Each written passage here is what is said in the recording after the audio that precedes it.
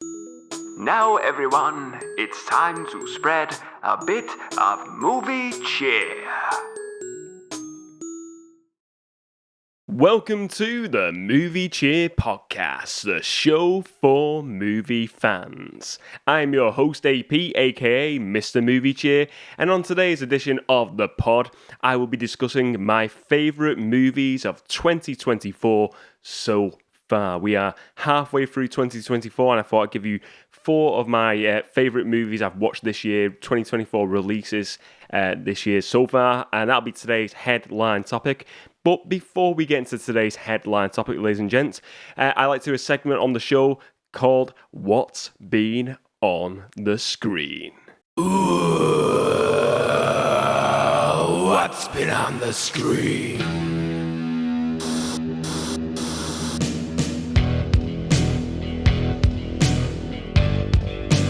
The screen.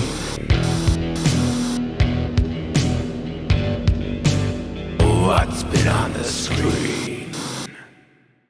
What's been on the screen? What have I been watching over this past week or so, ladies and gents? Well, I'm going to start off with a movie called Training Day. 2001 movie starring Ethan Hawke and Denzel Washington. Basically, I was at the cinema recently with my buddy Matt, and we were just talking about movies, and he mentioned Training Day, and I was like, I don't know whether I've watched. Obviously, I've heard of Training Day, but never watched it. I thought maybe I've seen bits of it, pieces over the years, and I think I was thinking of a different movie as well, personally.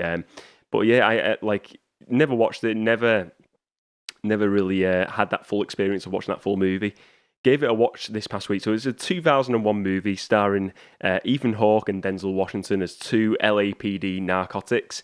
The movie is basically set over a 24-hour period. It's Ethan Hawke is first day as an undercover cop with Denzel's character, who's like the main guy and the narcotics guy, and they trying to do big crime, take down big crime, drug syndicates and stuff like that. But you see throughout this 1 day period, things do not go to plan for Ethan Hawke's character in this movie. So this was written by David Ayer, who directed the infamous Suicide Squad movie, and is it infamous? I don't. Is that the right word? Have I used the right word there? Maybe. If I'm being honest, I just thought I'd use that word. It's a word I've heard recently. I was like, maybe I need to get the dictionary out, the thesaurus out, and realise what that word means before I use it. so just thrown out there. And it was directed by Anton Fuqua, if I'm pronouncing that right. He's the guy who directed all the Equalizer movie trilogy with Denzel in as well. So it's got a good pedigree right there. And man, this was a movie. Watched it instantly. I knew this was a movie, my sort of movie. Fantastic, absolutely, really great movie to watch.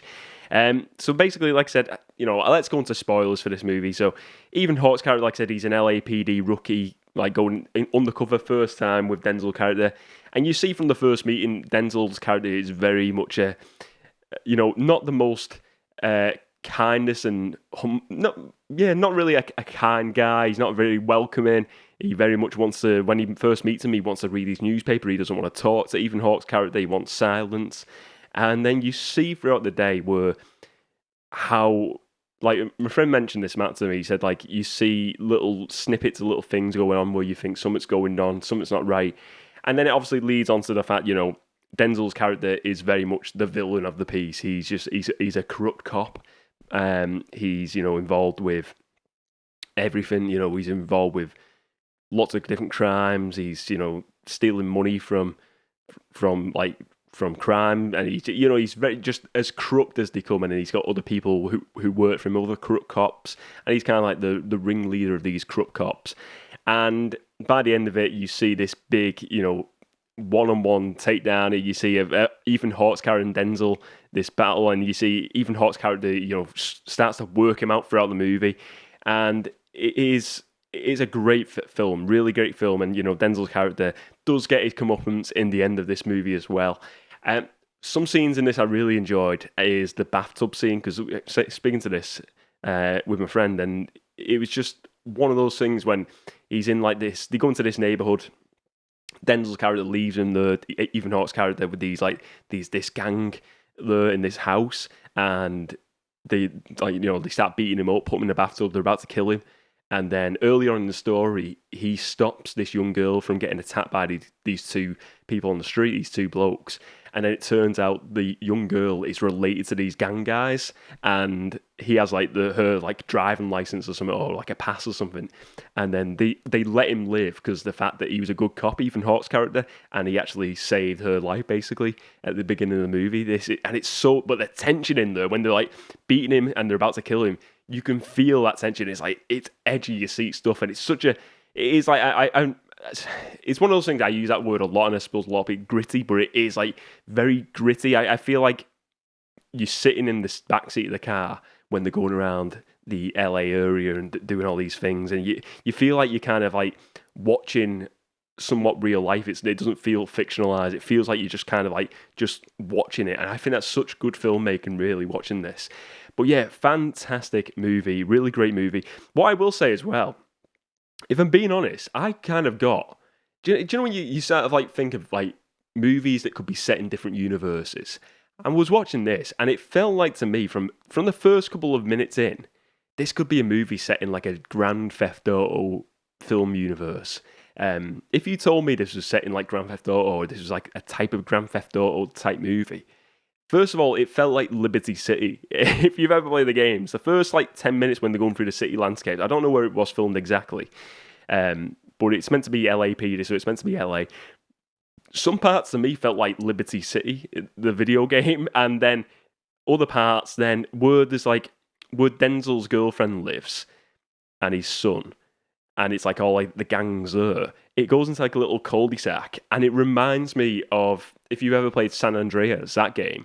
I can't remember the character's name. It's not Carl, is it? Or what's the character's name in that? I honestly can't think. The main character in San Andreas, the first one, it feels like it's set there. And honestly, I was watching this film, it's like whether San Andreas was like some of the locations were inspired by Training Day, maybe. But it felt like it could be set in that type of universe. Let me know if you feel that same way, if you get them same sort of vibes that I got. Maybe it's just the first time watching, some of the locations look similar. But I kind of just the feel of the film, to be honest, and as a whole, it felt like that sort of like, this could be like a Grand Theft Auto type movie. I really enjoyed it though. So great recommendation there. Next movie I want to discuss is another movie recommendation from my buddy Ash from Popcorn and Horror. Ash mentioned this in the Alphabet movie collection video I did recently in the comments, and I'm pretty sure Ash has shared this in one of his recent movie collection videos. I'm pretty sure I've seen this prior to that. I'm fairly positive. Ash will probably be able to clarify that. I'm sure he's got this in his collection. And this is a movie called About Time, and Ash mentioned this as one of his movies beginning with A that he has in his collection. So he definitely does. He definitely has it in his collection. But yeah, About Time. This is a 2013 movie. Domhnall Gleeson, Rachel McAdams, Bill Nighy, Richard Curtis, written and directed. Richard Curtis, obviously well known for doing... He's written and directed a lot of stuff over the years, but he's like known for like writing Notting Hill, all your British rom-coms. It's like your Notting Hill, your Bridget Jones, your Love Actually, all them. If it's a British rom-com, guarantee Four Funerals, all that. He's had his hands all over that movie. So it's a science fiction rom-com, I would say, or romantic comedy. Whatever you want to call it, romantic comedy drama. And basically the premise of this movie is, and I will say in advance, I'm not a big British romantic comedy guy, if I'm being honest. I'm not like, I don't mind some of them Love Actuallys, but it's not something, a genre I generally float to. But the fact that it's got like that science fiction thing in here, that sort of like pulls me in a bit more. So basically the premise of the story is when they turn 21, every man in this family, so Bill Nighy plays the dad, and then Domhnall Gleeson, he plays the son, Tim, and on his 21st birthday, I think it is, his dad lets him know this family secret that all the men in the family, when they get to 21, can then become time travelers. They can travel through time.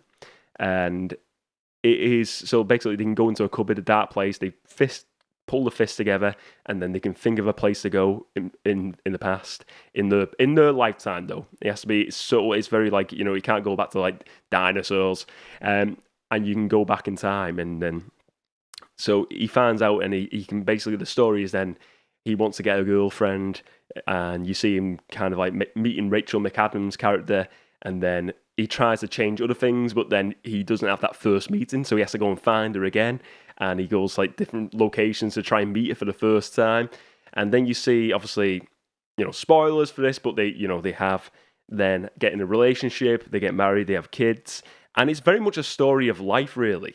It's very much, and then you see. So I think this is where I think it's a story of life and very much like a message of life that sometimes you can't change things and things are meant to be. I think that's like the overall message I got from this movie, because it's like you're watching it and then there's certain things that happen to certain characters, certain bad things, bad moments, and like for instance his sister gets in a car crash and he tries to go back and change things, but then he ends up destroying his own timeline, and he has a young girl, a baby girl at first, and he goes back to his house and it turns out his young girl is gone now, it's a baby boy, so he has to go back and make it the way it was, and then obviously his timeline's back in place. But it's the idea of that, even being a time traveler, you can't change things. Some things are just meant to be, and you've got to kind of just grow from that. And that was the kind of like the overall message, because in the end his character of Tim decides, he says in the movie, in like the voiceover come the end of the movie, he decides to no longer travel in time because he just decides to live every day as it is as a normal person. And I'll be honest, I really enjoy this movie. I thought it was really, I like British, I float between British and American humour. I do watch a lot more American sitcoms, but I'm British. I do like British comedy as well. And there was some moments in this I was laughing out loud. I thought it was really good. I like Domhnall Gleeson as well. I think he's a really talented actor. And it was just a really interesting story. Kind of felt like, rather than a time travel movie, more like a time loop movie at times with this movie. And it was like they used a time travel plot device to kind of put like funny situations in there, which I really enjoyed. So yeah, I really like this movie. I thought it was a fun film to watch, and I'd highly recommend it. So it's great recommendation from Ash from Popcorn Horror. I really appreciate that, Ash. But yeah, that's what I've been watching recently. Now let's move on to today's headline topic. The Movie Cheer Podcast presents the headline topic for the episode. Remember to spread a bit of headline topic.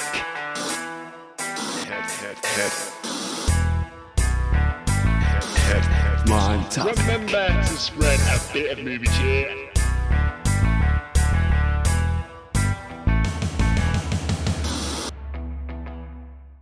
So today's headline topic, my favourite movies of 2024 so far. So I've got 4 choices, ladies and gents. I think this year has been a decent year for movie-wise so far. Been to cinema a couple of times, seen a few different movies, watched some movies that have come straight to streaming, and I think it's been a fun year, and I think there's probably a lot more movies to come. You got the Deadpool and Wolverine movie to come. That's going to be an exciting one.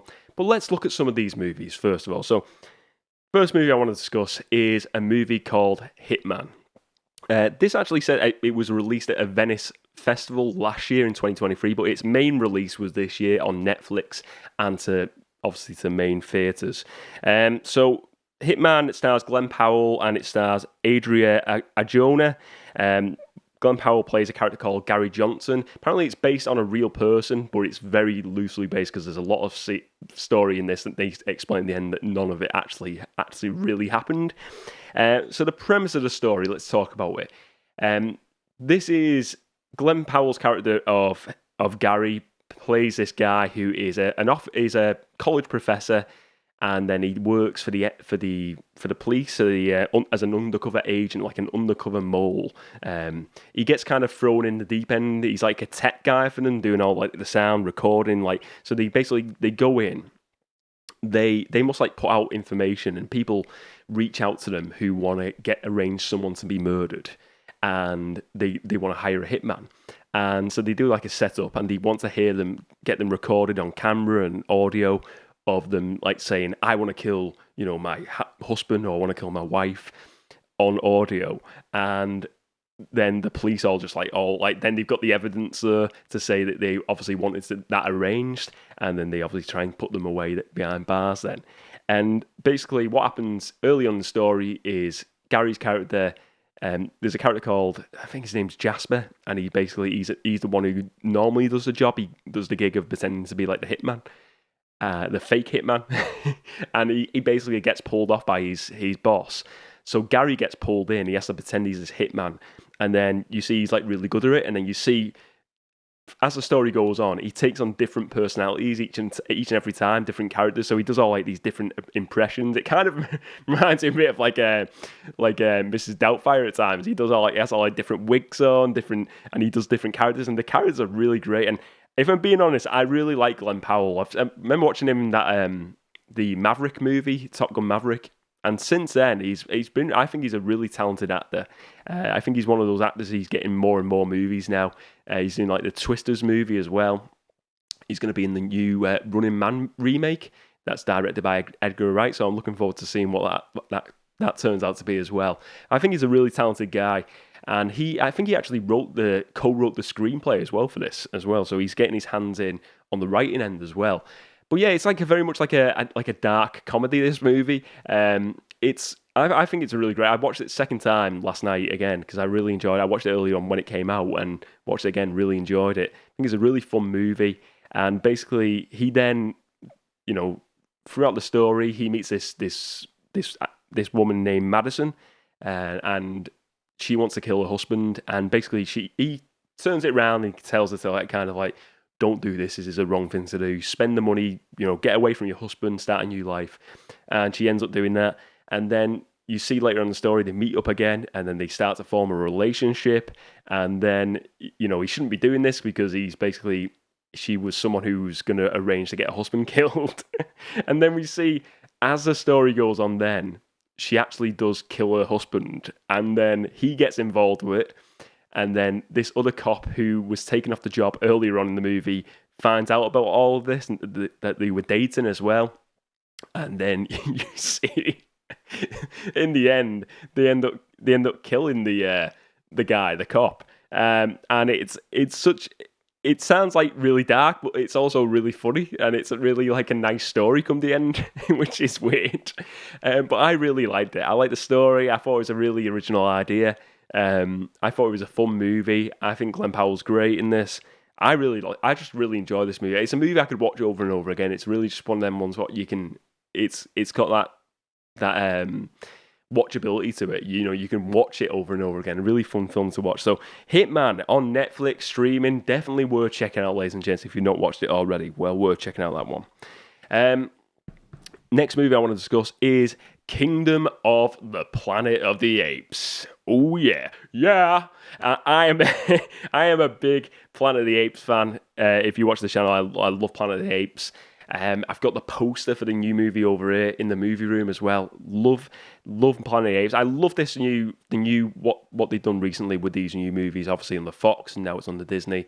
I love that trilogy that came out recently. Obviously the original movie is my favourite, but that trilogy, the Caesar trilogy, was fantastic. With War of the Planet of the Apes being one of my favourite movies of all time. It's just a fantastic film, 10 out of 10. So Kingdom of the Planet of the Apes is set 300 years afterwards, and after Caesar, and it is truly a Planet of the Apes now. It's like all the humans on the planet are all mute, pretty much all mute anyway, and it is very much like reminiscent of the original Planet of the Apes. The feel of it just feels a lot more like the original one, the original movie, Charlton Heston movie. And yeah, so I watched this at the cinemas. I really enjoyed it. Don't get me wrong, I don't think it was as good as War of the Planet of the Apes, but I think that was a big task to top that movie. I think it's probably just behind it. It is just, I think it's better than the first one they did, The Rise, and probably on par with Dawn, like a really decent movie. So they're going to do a new trilogy now Wes Ball, who directed the Maze Runner movies, is directing it. He's doing obviously that new Zelda, Legend of Zelda movie. So he's going to be doing this trilogy of new Planet of the Apes movies. And I thought it was a good kickoff to this new trilogy they're doing. It was basically, in this world now, there's different clans of apes, and the main character of Noah, played by Owen Teague, he is in this small clan, and they breed birds and stuff like that. So it's a really, very different type of story from the original movies and from the stories we've seen prior.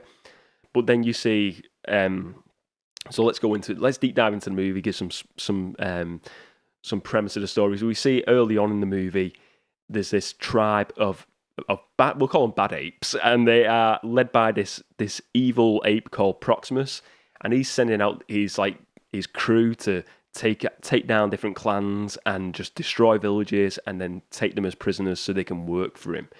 And this is what happens. And then Noah's character is left in his ruined village, and he goes to try and find his clan, his family, his clan. And it's this big journey story. But then we see throughout this story this character of May, who is the human character, and she can talk. So she's not a mute. They actually call her Nova at the beginning. It's the gag is we call every human Nova, every girl Nova, because that's obviously from the original movie. A little tidbit, a little something for the fans, and we find out her name's May.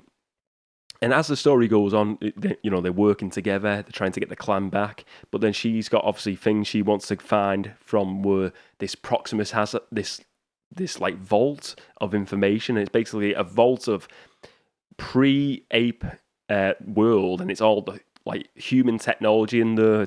There's weapons, there's books, there's information, and she wants something from there. So she wants something like these coordinates, but I think it's coordinates now. I've not seen it since the cinema, so I'd have to watch it again. But basically, the story is she's trying to retrieve something. He's trying to get his clan back. Noah. They work together to try and do this, and then we see them. He finally helps his family, gets his clan back. She gets the information, and spoilers for the ending here, ladies and gentlemen. If you've not seen it, but definitely see it.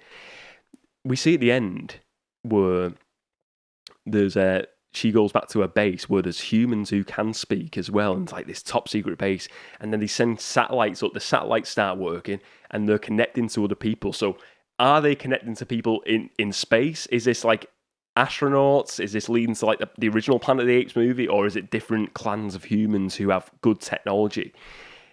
I thought it was really great. I felt it, and it left a lot to it was open-ended, so you can, it's leading on to the sequel, which I really liked.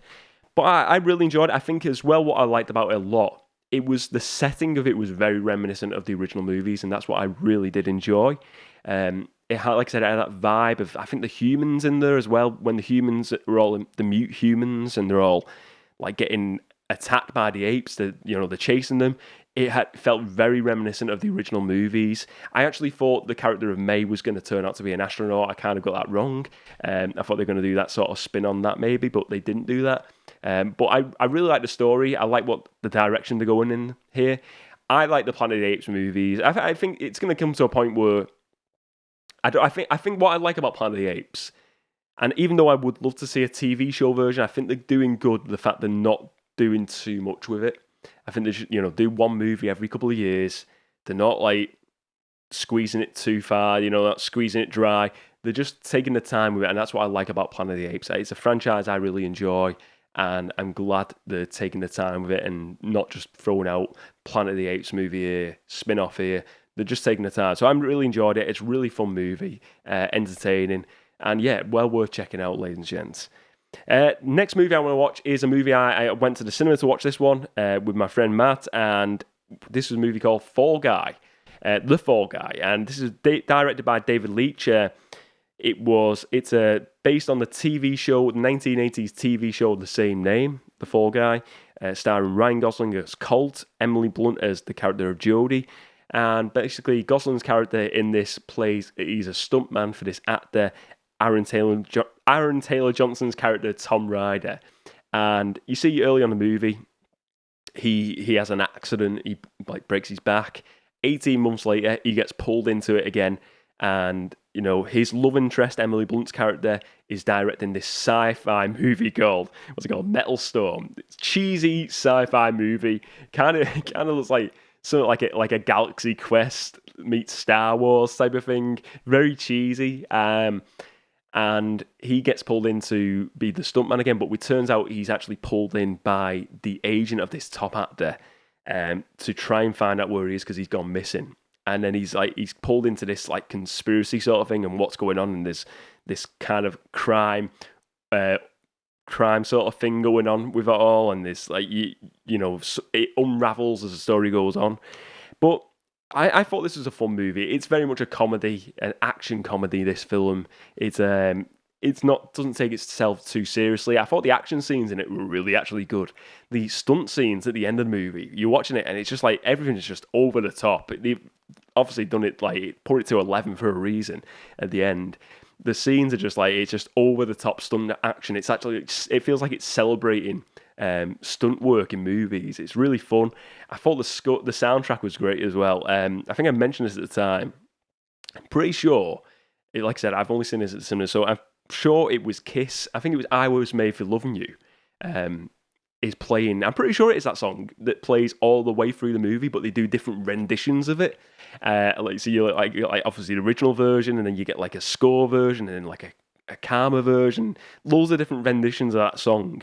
But then it's like there's tons of other just like 80s, 80s and hard rock songs. There's like The Darkness in there. I'm pretty sure there's AC/DC's in there. There's tons of just like incredible rock songs in there, what I really enjoy. My friend joked at the time, it was like, this is basically your car playlist, and it literally is.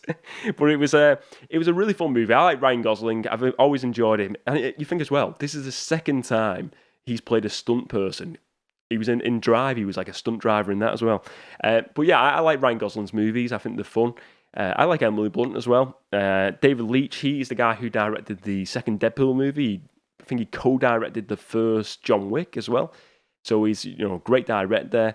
I think he did like Bullet Train as well. He done a bunch of movies. Was it Atomic Blonde as well? He might have directed.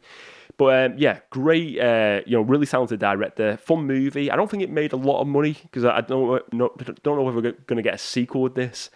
I feel like it's like a one-shot movie. If I'm being honest, I think one movie for this, it's decent. I don't think you need any more with this movie, but. Yeah, I enjoyed it. I thought it was a fun film for this year, and I enjoyed watching it at the cinema. The final movie we're going to get to now, is final movie of favourite movies I've watched this year in 2024 so far is Beverly Hills Cop Axel F. Axel Foley. Eddie Murphy returns. The original cast, well, a majority of the original cast anyway, Rosewood, Taggart, those characters in there. Eddie Murphy's in there as well as Axel Foley. Joseph Gordon-Levitt's in there as well. He plays a cop in this movie as well. So basically, he returns to LA to help his daughter, who's a lawyer now. And let's deep dive into the movie, give some spoilers as well for the story as well, ladies and gents. So spoilers ahead. Kevin Bacon stars in this. He is the main villain of the piece here. He's like a corrupt cop.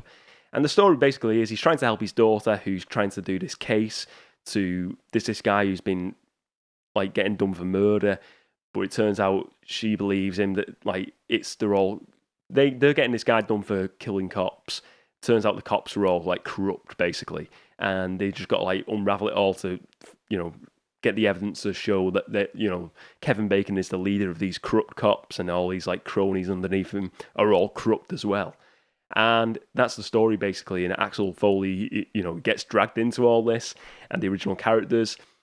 It's a fun movie, and I've heard criticism with this movie. Now, I'll say this. Look, I've heard the criticism that this movie.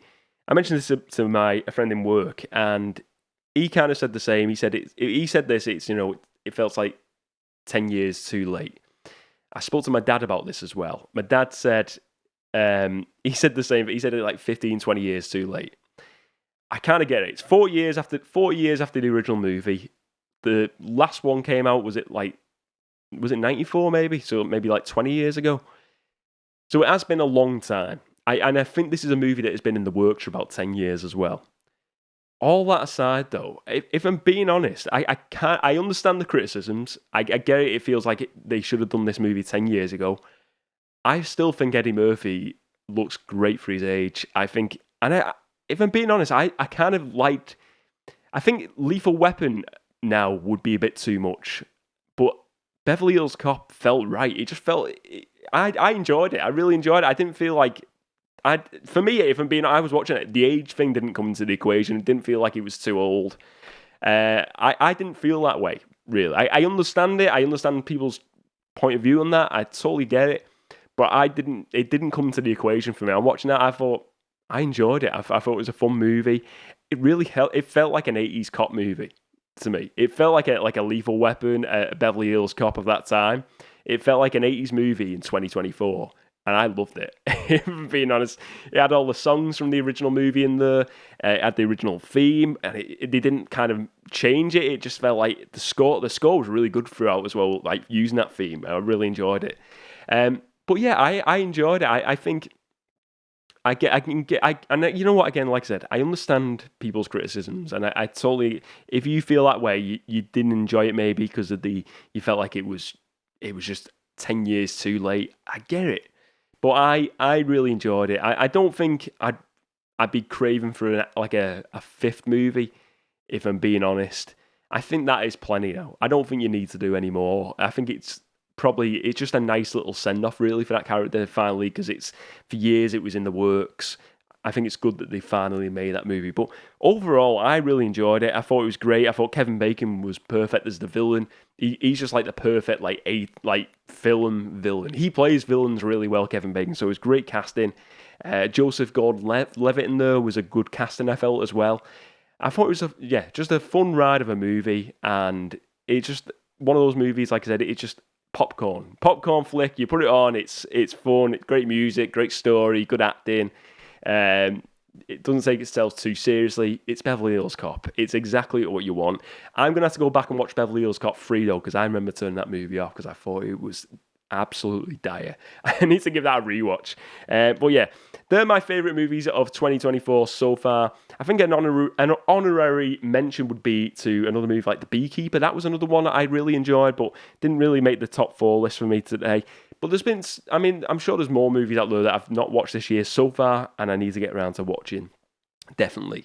But yeah, these are the movies I've enjoyed. Let me know some of your favourite picks and what you think of these movies. But let's move on now with the next segment of today's show. Case covers take on other case covers. Can you handle that? Case cover collision. Case cover collision. Case cover collision. Each and every episode, I choose a different movie and look at the different case covers for that movie and put them up against each other to find out which one is the best on Case Cover Collision. Now, on today's episode, I will be looking at Kingdom of the Planet of the Apes case covers. I've got the DVD and the Blu-ray, the 4K and the 4K Steelbook. So we've got 3 different versions of covers here. Let's get into it. And first of all, like I said, if you've not watched the rest of the main podcast episode, talking about this movie, Kingdom of the Planet of the Apes, huge fan of the franchise. I really enjoyed this film. I think it was a fantastic sequel to that great trilogy. I think it's a good starting point for a new trilogy as well. I really enjoyed it. I thought it was a great story and a different feel for the movie franchise in this new era of Planet of the Apes. I thought it was really good. So let's have a look at these case covers for this wonderful movie. First of all, I'm looking at the DVD. So this is the DVD and the Blu-ray standard cover. You've got the central figures here. Noah, the main character, the ape, May, the human character behind that. You have the bird. Is it the eagles? Is it they are in the background, and you see the city landscape, which is all like the buildings are covered in green, just overgrown green trees, all the big skyscrapers, which looks amazing. And then underneath that, you've got it's a big a front-facing close-up shot of Noah and May behind. And then you see Kingdom of the Planet of the Apes in this white classic text. It's got that classic Planet of the Apes text. I love that. And then underneath that, you've got the main villain, which is Proximus Caesar. him and all these armies and all, like, obviously the slave apes here you've got as well, and you've got his city landscape. This is where, you know, he's keeping all these apes prisoner in this story, and he is just, I think that's a cool look for that, you know, that villain. He's got that, like, sort of crown on there. He's got like this, it looks like Legion of Doom kind of like shoulder plates as well, which are really cool. And he's got his staff. But I like this. It's a fairly standard cover for a DVD cover, but I think it works. You know exactly this is a Planet of the Apes movie. I like it. I love the look to the text. The text as well, it's got like this like white sort of like dirtied look to it. So it's like a worn look. It's a world that's 300 years from that trilogy. It's a world that is worn. It's been toughened. It's been through a lot, and that's what the logo says here. I like this. Now let's move on to the standard 4K cover for Kingdom of the Planet of the Apes. Now the 4K is absolutely beautiful. I'm sure this has been used on a poster. This is fantastic. So it's just very simple, very minimalist cover. Again, it's the overgrown city landscape. Basically, it's nowhere. This ape character on a horse with his bird, his eagle in his hand, and he's going on that journey to find his clan. And it's like a long shot, basically, him walking towards the camera on his horse, looking in the distance. Behind him, you've got that city landscape of all the overgrown trees going up the skyscrapers, and it's just like there's mist in the background. And then above him, you've got that Kingdom of the Planet of the Apes text again in the classic font, but this time it's just in pure black. And I think it really pops for the black. That black really pops. It works well. Black text, it doesn't really. You think sometimes black text, it just feels a little bit boring on a case cover because it's not like there's no lines around it to highlight it, or like a backdrop, like a sort of like a shadow backdrop. It's just pure black, just simple, but it really works well with this. And the sun's kind of like, and the mist is all around it. I love that. I think it looks great, and I think this is a fantastic cover. Minimalist covers do work better sometimes. This one definitely works for it. This 4K cover for Planet of the Apes, Kingdom of the Planet of the Apes, it's minimalist, but it works really well. It's a great looking cover, and wow, I've got one of the movie posters on my wall. This is another cover I'd love to have on the wall. It's a great cover, this. So far, I would say this one is winning through for me the 4K standard, definitely. Now let's move on to the 4K Steelbook cover. Now, the 4K Steelbook is again something completely different and something incredibly great, really. Here you've got it's very much like so you've got an orange sort of like what's like an orange border around it in this sort of like orange sort of painted look that's smudged on the sides a bit, and it looks like it's very much like a painted background here. It's a city landscape again, but it's painted very much like it looks like a watercolor painted. And then you see the main villain, Proximus, here, front and center, looking to the camera with his crown on. And then it's like very much like a mid shot. Then below that, you've got like these wide shots, like of the faces of the characters. Nowhere, May, the other ape, and then Nowhere on his horse. And then you see in these kind of like silhouettes, these white cream sort of things. And you're thinking, what are they? And they, to me, are what are they? Oh, they're like I was thinking they're the satellites, but they're not the satellites. They're the I think these are the clans. I don't know if this is Noah's village or the one they go to. I think it's Noah's village. It's like the sort of like these big towers they build that they do all like they live, and they have all the birds, and that's where they live, the apes, in these like little silhouettes. So that's really cool. I like this cover. It's a nice looking cover. It's a really, again, I think it's for a steelbook. You want something that's a bit more artsy, a bit more. Pops a bit more for a fan because you're paying a bit more for these covers, and I do like this cover. I think it's great. I think it looks really good. So yeah, brilliant case cover for the steelbook. So which one is the winner of this week's edition of Case Cover Collision? This episode's edition. I really do like that steelbook cover, but I've got to be honest, that is not my favourite. My favourite is the standard 4K. I think that standard 4K cover is the best one, and for me, it is this episode's edition, this winner of this week's edition of Case Cover Collision, the Kingdom of the Planet of the Apes standard 4K. It is great. It's just, I love that city landscape you see. It's all overgrown. It just feels like that is the world of Planet of the Apes, and they perfected it on a case cover. I love it. I think the black font really pops really well in this. It really works. It's a really good contrast with that jungle city landscape. I think it really works well. It's simple, it's minimal, but it works. And it is my favourite cover and my winner on this episode's edition of Case Cover Collision. Now, let's move on with the rest of the show.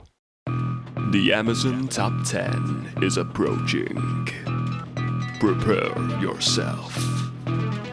10, 9, 8, 7, 6, 5, 4, 3, 2, 1. The Amazon Top 10 has arrived. The Amazon Top 10. Each and every episode, I give you the Amazon Top 10, the best sellers list for Amazon.co.uk for 4K, Blu-ray, and DVD sales. Now, let's look at the Amazon Top 10 for this week, ladies and gents. At number 10, we have Godzilla and Kong, The New Empire on DVD. At number 9, we have House of the Dragon on DVD, Season 1. At number 8, we have Wonka, DVD. At number 7, we have Ghostbusters Frozen Empire on DVD. At number 6, we have Dune Part 2 on DVD. At number 5, we have Dune Part 2, the 4K. That was, top of the list for quite some time, that as well. Still not got around to seeing that. At number 4, we have Aliens, the 4K release. At number 3, we have Twister, the Collector's Edition Steelbook 4K. That looks really cool. Number 2, we have Doctor Who, the Collection Season 25 Blu-ray. And at number 1, we have, well, it is still top of the list, Dune Part 2 on Blu-ray. What did I say? Dune is still part there. It's still rocking the top of the list on the Amazon Top 10. That's the Amazon Top 10 for this week. Now let's move on to the final segment of today's show. And that final segment is Not So Worthy Blockbuster Housekeeping. This is the part of the show where I like to kind of just have a little chilled out chat, talk about what's going on in Movie Cheer Town, what's going on with the podcast, and just a little end chat at the end of the episode. So, what's been going on in Movie Cheer Town? First of all, we've got Movie Cheer Fest 2. It is still happening. It is now going to happen on the last weekend of August. Plans for it so far, I'm gradually contacting different people. I'm kind of like, for me, I don't contact everyone at the same time. I'm still contacting people. So I am still sending out messages, see if we get a few different people involved with that. Got some great people involved so far. And yeah, so Movie Cheer Fest 2 is going to be, it's not going to be a live thing this time. It's going to be a video collaboration. And it is going to be maybe I don't know if it's going to be 2 episodes or 1 episode, but it's definitely happening last weekend of August as a podcast episode. And I'm looking forward to it. It's going to be a big, fun collaboration event. So I in Movie Cheer Town. So I'm looking forward to doing that. I can't wait to do it. And it's going to be exciting. But now let's move on to some comments in the Movie Cheer Town. I'm getting tongue-tied here. I'm going. Do you know what I think it is? I think it is so. Probably throughout this video, you probably realise, and if you can see it, I don't know. It's like the sweat on my head. It is.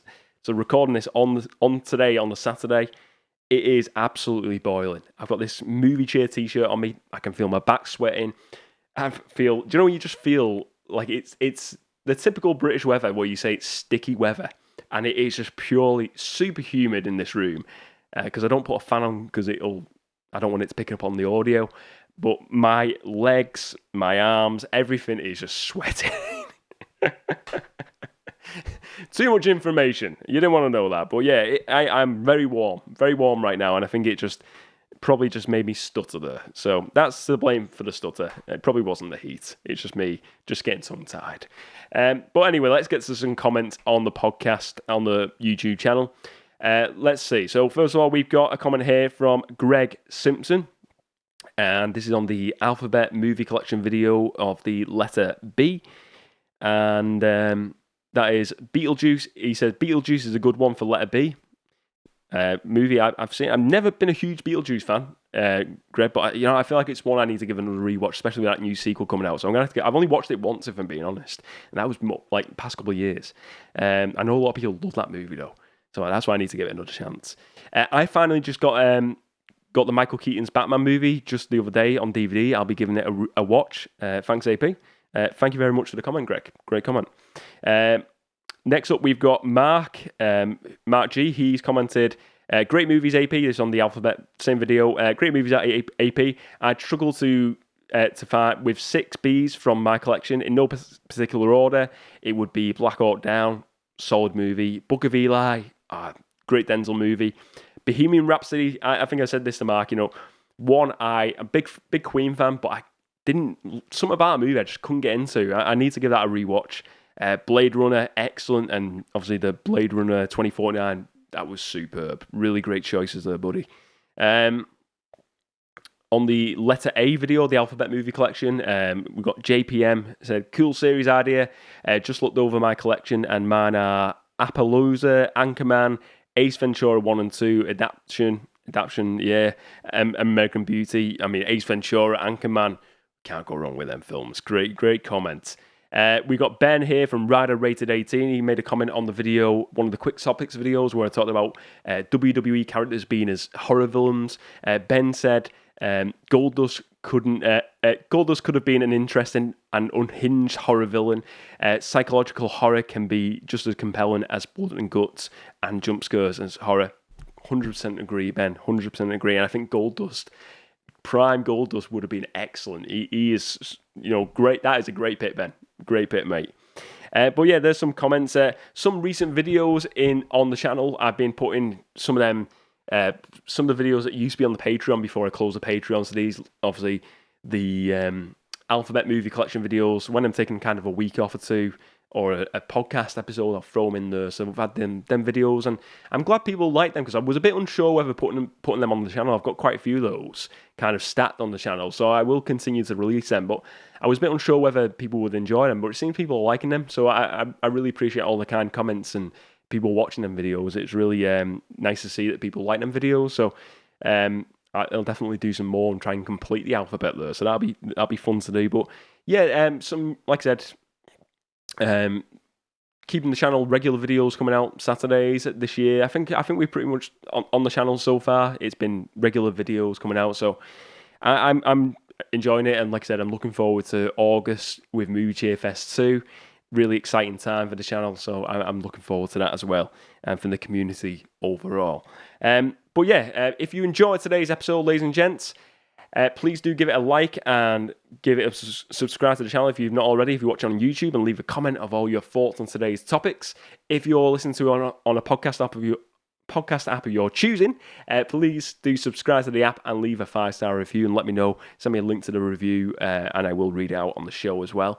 But let me know all of your thoughts on today's topics. What are some of your favourite movies of 2024 so far, folks? What are some of your picks? What are some movies you're still looking to checking out this year? Some great movies coming out, I'm sure, this year.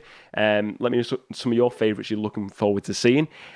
Which was your favourite Kingdom of the Planet of the Apes case cover? What are your thoughts on that? The Amazon top 10 this week, favourites. Do you think Dune 2 deserves to be on top 10 still? Is it a good movie? Is it worthwhile watching?